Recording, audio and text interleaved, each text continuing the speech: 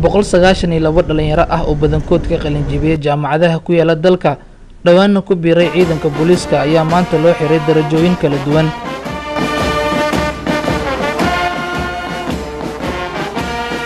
Mukhtaar Xuseen Afrax taliye ku-xigeenka ciidanka booliiska ahna kusimaha taliyaha ciidanka booliiska Soomaaliya ayaa sheegay in ciidamada darajooyinka loo xiray ay mutaysteen.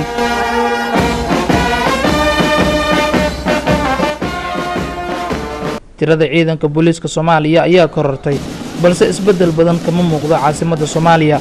in ka badan 400 oo dhalinyaro oo qaarkood gabdho ah ayaa ku biiray ciidanka booliiska Soomaaliya labadii sano ee ugu dambeysay. Khayre ra'iisul wasaaraha xukuumadda Soomaaliya ayaa abaal mariyay dhalinyarada ku biiray booliiska Soomaaliya kuwaas oo dhawaan dhameystay tababaro kala duwan.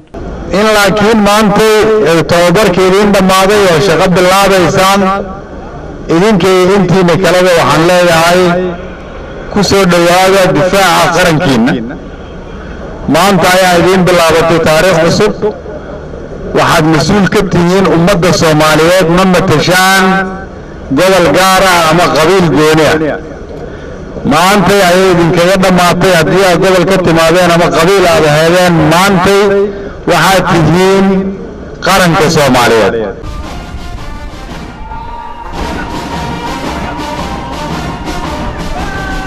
dowladaha Djibouti, Masar iyo Uganda ayaa Soomaaliya ka taageera tababarida ciidanka booliiska. Aweys Maxamuud Jilcow, Cable TV, Muqdisho.